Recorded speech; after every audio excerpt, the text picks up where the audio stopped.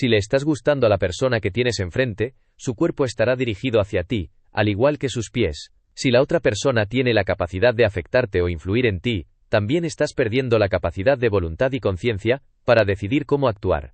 Intenta utilizar la comunicación no verbal no para juzgar, sino para obtener información sobre esa persona, y que sirva para una interacción favorable. Es importante destacar que las mentiras se notan rápidamente en las entrevistas de trabajo, por lo que intenta ser siempre sincero y tranquilo. Solamente mediante la comunicación no verbal, no podemos saber al 100% si alguien está mintiendo. La mayoría de las personas desconocen las renuncias que hacemos para ser aceptados en el núcleo familiar o social. Por eso, los niños suelen imitar inevitablemente a sus padres. Sin embargo, es importante alentarlos a que sean ellos mismos y a que descubran gradualmente quiénes son. Cuanto más conciencia tengamos de nuestro cuerpo, más coherente será el mensaje que transmitamos, tanto a nivel verbal como corporal. La comunicación no verbal nos permite reconocer qué está sucediendo en la interacción con la otra persona, sus emociones, y cómo actuar en consecuencia. La ventaja de la comunicación no verbal es que nos permite conocer el estado de nuestro interlocutor, lo que influirá en nuestra interacción. De esta manera, en negociaciones, podemos saber si tenemos una estrategia para acercarnos a nuestro interlocutor y obtener algo a cambio. O si la persona que tenemos enfrente muestra gestos o señales corporales de enfado, podemos reducir nuestra intensidad para favorecer que esa persona calme su emoción. En definitiva, la comunicación no verbal nos brinda la capacidad de saber cómo se encuentra el otro y cómo podemos utilizar esa información a nuestro favor y beneficio personal. Si le estás gustando a la persona que tienes enfrente, su cuerpo estará dirigido hacia ti, sus pies también. Habrá una interlocución contigo, mirándote, atendiéndote con gestos de afirmación y asintiendo lo que estás diciendo. Te dejará hablar, y luego hablará él. Habrá un orden en esa interacción, y se notará un interés por su parte. Cuando una persona no está interesada en seguir estando contigo, lo primero que hace es que su mirada se dirige hacia otro lado, indicando que algo ha llamado su atención. Es importante darse cuenta de qué señales de su cuerpo muestran interés hacia otra cosa, un objeto o persona. También se dice que los pies indican hacia dónde queremos caminar o ir. Por lo tanto, también puede ser una señal importante hacia dónde está dirigiendo su cuerpo y sus pies. Todo esto nos dará una idea de si esa persona se siente cómoda con nosotros, o si quiere irse a otro lugar que le interesa más. Es importante ser neutral, y no juzgar a la otra persona, basándose en sus observaciones. Intenta utilizar la comunicación no verbal para sacar información sobre esa persona y que sirva para una interlocución favorable. Actualmente, existen muchas formaciones para mejorar la comunicación no verbal, especialmente en ámbitos laborales. Es importante destacar que las mentiras se notan rápidamente en las entrevistas de trabajo, por lo que intenta ser siempre sincero, mostrarte tranquilo y relajado. En las negociaciones, también es crucial tener en cuenta al interlocutor, ya que suele ser un tira y afloja. Encontrar un punto de conexión donde ambas personas se entiendan es esencial. Para ello, es importante ser paciente, utilizar estrategias de negociación y saber ceder. Es importante porque cuando uno cede, es mucho más fácil que la otra persona también lo haga. En los juicios, es esencial prestar atención a los detalles, tanto de lo que se dice como de lo que no se dice. Sin embargo, según las últimas investigaciones, no es posible detectar al 100% las mentiras a través de la comunicación no verbal. Es a través de la palabra que contamos lo que contamos, y cómo lo contamos. Si una persona se ciñe únicamente a contar lo mismo una y otra vez sin implementar más detalles, puede parecer sospechoso. Solamente mediante la comunicación no verbal, no podemos saber al 100% si alguien está mintiendo, pero podemos saber su estado de ánimo, si está nervioso, tenso o incómodo. Eso sí, nos servirá para ver cómo se encuentra la persona. Es importante que lo que cuente el narrador sea coherente y amplíe la información de manera coherente. A través de la comunicación no verbal, podemos conocer qué emociones se filtran a través del cuerpo. Si sabemos reconocer esas señales en los demás, podemos utilizarlas para conocer las nuestras y gestionar nuestras emociones. Es importante saber qué estamos sintiendo y qué partes de nuestro cuerpo lo están empezando a sentir. De esa manera podemos tomar parte en esa gestión emocional. También es importante conocer que a través del cuerpo tenemos un vehículo directo para ayudarnos a conseguir calma mediante nuestro sistema prefrontal. Si le damos un poco más de pausa a nuestro cuerpo, podemos calmarnos y regular nuestro ritmo de hablar y movimiento. Esto también facilitará la gestión emocional y la autorregulación. La mayoría de las personas desconocen las renuncias que hacemos para ser aceptados en el núcleo familiar o social.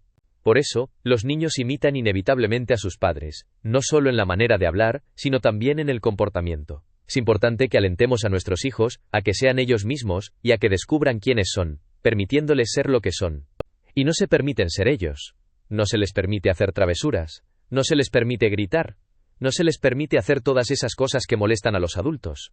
Entonces, tener un espacio en el que ellos también puedan desahogarse y sentirse aceptados siendo quienes son, les ayudará a que esos referentes que tomen desde lo comportamental, que también se traducen en la comunicación no verbal, sean, por parte de sus padres, completos.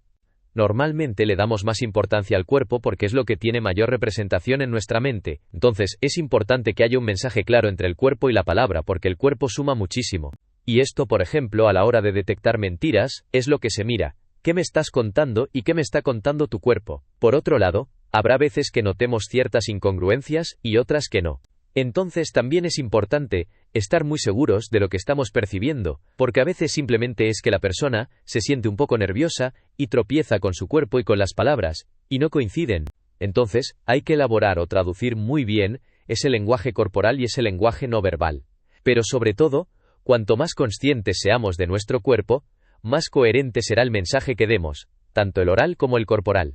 Es con lo que hemos hablado antes. Cuanto más información tenga yo de las señales que me está dictando mi cuerpo, antes puedo intervenir en lo que está pasando.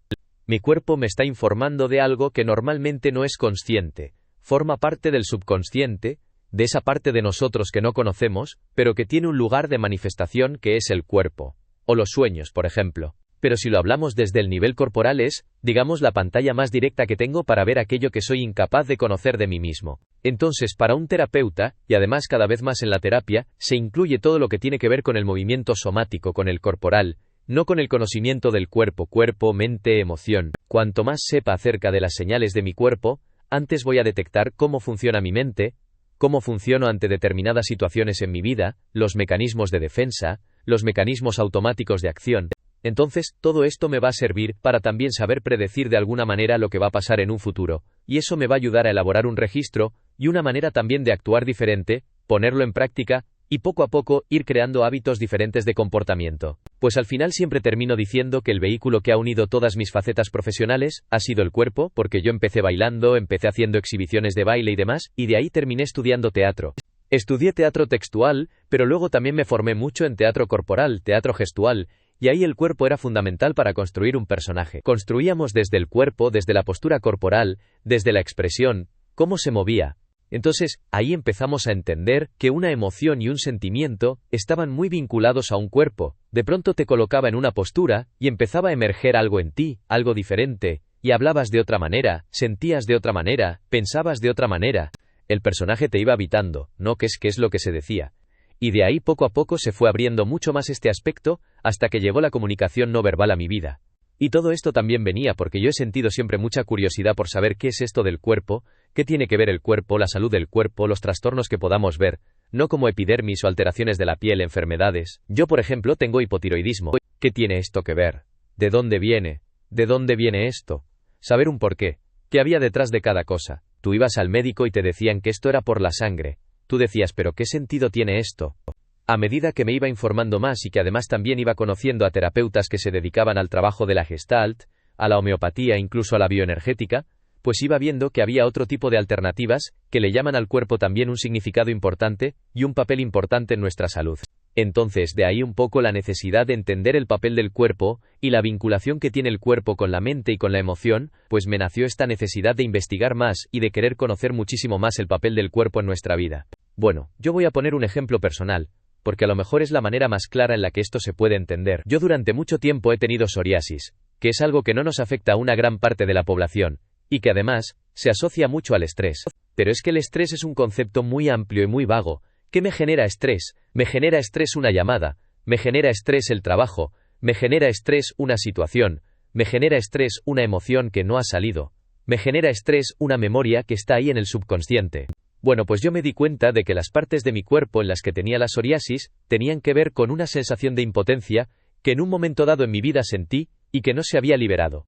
En el momento en el que yo fui tirando del hilo y fui trabajándome, fui viendo de dónde venía, qué situación había detrás. Detrás había miedo. Desde ese momento, asocié muy bien, y muy fácilmente, que la psoriasis que tenía que ver o estaba asociada al miedo. Y poco a poco, al trabajar, fue desapareciendo. Entonces, me ayudó mucho entender qué había detrás de una somatización, qué emoción, y a qué situación, en qué momento vital de mi vida había sucedido, para poder desbloquear esa memoria, y liberar entonces la comunicación no verbal. Incluso el lenguaje corporal sirven para contextualizar y ayudarme. En mi caso, me ayudó a liberarme. ¿Sabías que existen 19 tipos de sonrisas, pero solo 6 están relacionadas con la felicidad? Y es que el 93% de nuestra comunicación es no verbal, lo que significa que dominar este lenguaje puede marcar la diferencia en tu vida, desde conseguir un sí, en una entrevista de trabajo, cerrar una negociación con éxito, crear conexión en una primera cita, o resolver conflictos de forma efectiva. Tu lenguaje corporal lo dice todo,